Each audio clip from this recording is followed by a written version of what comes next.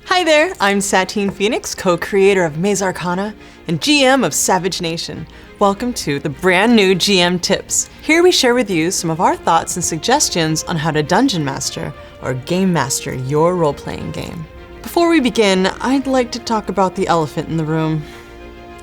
I'm not Matt Mercer. What? He is, however, a very good friend. I wouldn't leave you guys in incapable hands. I don't want to interrupt the show listing all of my nerd credentials, but what the local community knows me for is Celebrity ChariD20. I founded the charity event at Meltdown Comics back in 2010 with Keith Baker, and with the help of almost every year, our very own Matt Mercer. You can read more about that on celebritychariD20.com. Now let's get back to why we're all here. DM tips. Today's theme is different styles of storytelling.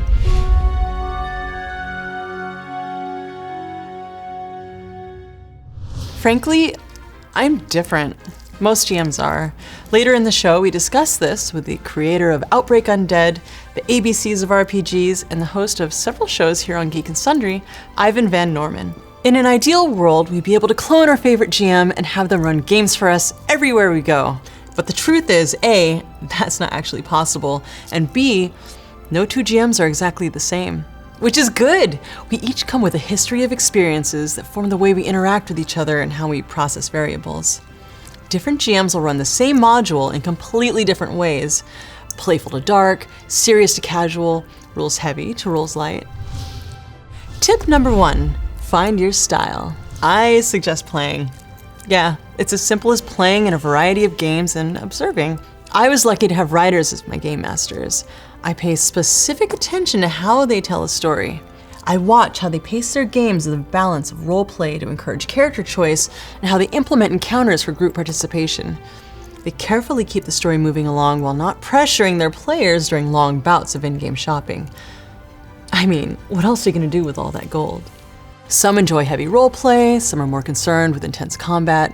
Some people don't want to speak in an accent as they perform their NPCs, and you know what? That's okay. Whether you choose to play minimalist or with sound effects or an environment-enhancing scented candles like me, do what excites you because your players will have fun if you're having fun. You don't have to reinvent the wheel. Start off by paying attention to how others run games and take notes on what you think works and what doesn't. Do your homework and you'll be equipped with an arsenal of ideas to get your game flowing in a style that will excite your players and feel honest to you. Tip number 2, play test your style. Theorizing is incredibly fun, but not nearly as useful as practical implementation. Success comes in trying things out and failing, or succeeding. Learning how to try new things and understanding the value of putting yourself out there in front of others and knowing it's all just a learning experience to make you better at your craft. This is one of the most important skills you'll learn as a game master. Most of the time, I find it's a balancing act. I have to weave and balance a story in order to make sure all the players get their time to shine while keeping the pace moving forward. When trying a new playstyle, don't get so wrapped up in the changes that you forget about watching your players and their reactions to each other in the game. This leads us to beginner tip number 3, evolve. You've gathered your intel and just finished playtesting your game. You feel pretty good about how it went, but you want to know what the players think. So you've given them a feedback form, and some have given it back with nice, short answers. But that one guy sends it to you in email form the next day with a horde of criticisms. Your first reaction shouldn't be to take it badly. In fact, this person did something fantastic for you. They paid attention. Learning how to accept criticisms is a really hard, although valuable skill. In the end, you'll take from it what you will and move on. But really listen to what they have to say and consider why they say it.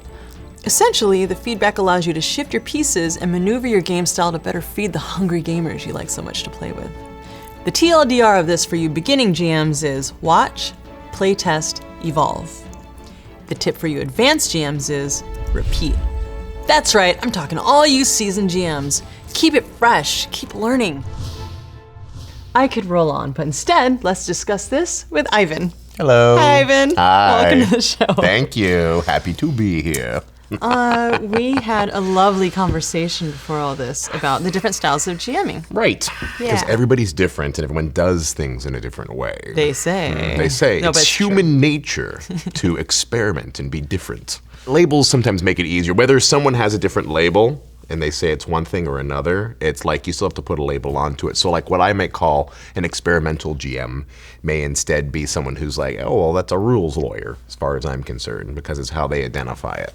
Okay, so let's list. Oh, okay, so let's list. So we wrote it down. Would you want to list it? Yes. Okay. List. Uplifting GMs. Right. Obstructive GMs. Obstructive. Narrative. And experiential. Experiential. Yes. So what do those mean to you exactly? Since so- you're the translator. Yeah, so when you ask me like, hey, what are the types of GMs you've run into? Usually when I've run into it, and there are probably versions out there that I've never even seen, but I usually find that uplifting GMs are people who are for the players. They are specifically looking to empower the players versus an obstructing GM who is constantly setting challenges in front of the players to see how they overcome it. Narrative, I like those. Narrative, yeah. Is that what you do? Are you an obstructing GM? I actually like to, as a player, I like those. The constant challenges in front of you. Yeah. Yes.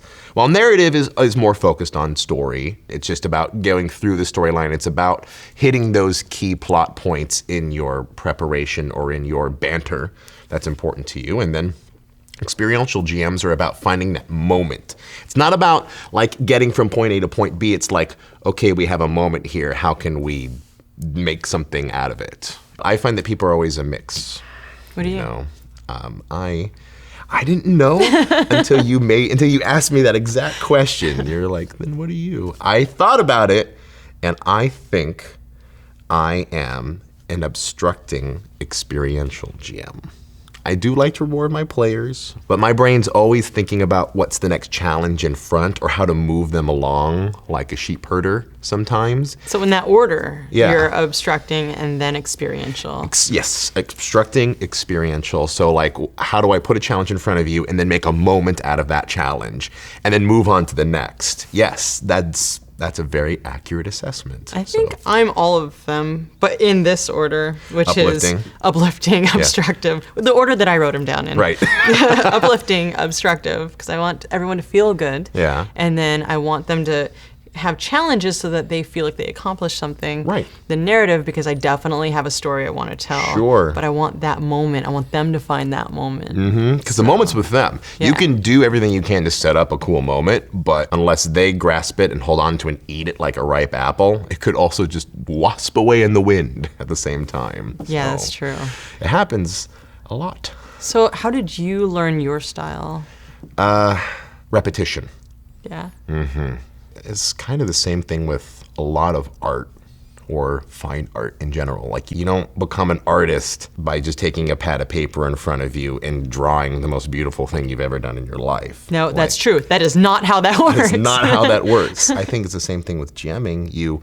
The more you do it, the more you start to get the basics. And then once you've started at least getting familiar with the basics, then you start learning your style. And then once you've taken your style, you start to refine that style. And then once you get bored of that, you start to experiment in order to pivot and expand on that. When I was working on Outbreak Undead, by necessity, I was running like 8 or 10 games at a con, doing this every couple of months. Crazy. You know, and running usually the same scenario or similar like scenarios. So I learned my style by basically playing often the same scenarios, but with vastly different people every single time. Yeah. From the most engaged to the most unengaged. And trying to learn how to get what you want from each one of them. Did you take notes? Like, were you actively taking notes? Like, okay, this kind of person did this, so I actually do that, or is it more just like an intuitive thing? No, it was. I mean, I was taking notes, but usually it was all mental, and you have a little bit of intuitive because you know people, right? Like you've been with people, and you can get a read off of like how they're interacting with you. Like this is the shy guy who is, probably not going to speak up until when he feels like it's the right moment. So how do you give him that moment? How do you give him that moment for him to shine? Because maybe he told you a little bit that his character loves cooking. And so how do you put him in a kitchen somewhere so that you feel like he has a chance to shine? That was a terrible example for a role-playing game. But communicating is what you're saying. Communicating. Like make sure you talk to your players. Right. And then in that, knowing what your style is Right. and being able to maneuver around. And versus the guy who has something to say about everything, and then how do you put obstructions and challenges in front of him to make him feel like he's not just ahead of the group the whole time, without limiting everybody around you. So, and sometimes that's as simple as picking what monsters are going to engage who. and see what happens. So. I do this thing where I call it Voltroning, where I tell them if they work together, then they get advantage. Great. Right? Right. And if more than 2 people work together, they get another bonus of some sort. And they form Voltron is what they do. And I find that they actually engage with each other more, and they'll start talking to each other. I love that. Yeah. That's one of the reasons playing with the same group over and over again isn't awesome, because you learn those players. And, you spend 2 years playing with one set of players, you learn what they do, what they like, and how to challenge them in unique ways that kind of break their mold. It's a little bit like a relationship. If you've been in a relationship a very long time, you find new ways to make it interesting. What does your pre-game house rule explanation look like? To answer your question directly, the first thing that I ask players when I get to a table is, what do you want to get out of this game? Do you want to have a good time with friends, focus less on the RP and get straight into the combat? Do you want to have a big engaging storyline that is deep and answers moral questions that you may have never gotten into? Or do you want a little bit of both? Because if everyone's on the same page, it's pretty clear how you want to run the game. What's the most memorable GM moment that you've had? There's one that sticks out in particular, and I love this story. I was at Midwinter Gaming Convention in Milwaukee, and I was running Outbreak for a group of people. They were at the convention center. They're at the hotel in Milwaukee, and a lot of locals were there, and so they said, hey, the airport's half a mile from here. That's our stage 1 destination. And if we get thwarted on that, then we'll come up with a backup plan. It was a local guy, 2 girls who are best friends, and 2 people who I vaguely knew but not very well. All right? So the local guy also does a lot of SCA stuff, so he's form phalanx, and they basically worked like a box, and they managed to get some improvised weapons, and they managed to go through their encounters really well. One of the girls who had her makeshift, trash can lid shield that she was using in order to get a little extra defense, she failed her grapple check miserably. And she didn't take damage, but essentially the order of engagement of how it happened is that she missed the block, and the creature basically came over her and bit her friend who was doing the side guard. Her friend was bit as a result of it because of that failed roll. And it wasn't even like she failed it and then she suffered damage as a result of it. Her friend took the brunt of it and they had to leave her. And I could see her eyes, and they were just glistening, and she was just loving it. She was just eating up the moment, this is awesome, these things that are happening.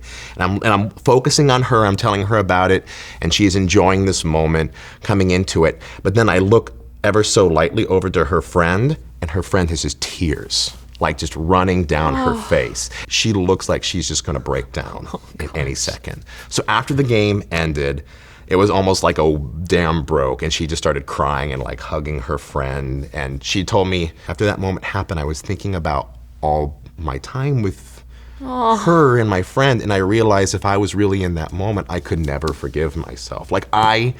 You died because of me. And you're my friend, I love you. She just was it made her relish that friendship in a way that she didn't really think about it before, because even if it was just in a role play world, she experienced loss. And I'll never forget that, because her tears plus her joy was just... That was it. Yeah. Quick tip for the audience. Okay. GM Aftercare. That is going to be what we're going to send you off with. We're going to send you off with GM Aftercare. Ivan. Yes. I have had a great time. Good. I'm happy to hear that. I'm enjoying myself quite a bit. I'm happy to hear that you enjoyed our moment at this table. I often enjoy our moments together. Thanks for watching the new GM Tips. I am so excited to share more thoughts with you here on Geek and Sundry. In the meantime, you can find me every Sunday on twitch.tv/Maze Arcana from 12 to 4 p.m. Pacific Standard Time. Ivan, please GM us out of here. All right. As this video ends, you pan out to notice the blinking low battery sign as you pull out from your tablet, your mobile phone, whatever you're watching this on. And as you see the red horizon sitting in front of you, you watch as columns of smoke billow out into a dark skyline, showing you fire and brimstone and destruction everywhere. And you ask yourself, Is this the end? Or is this just the beginning?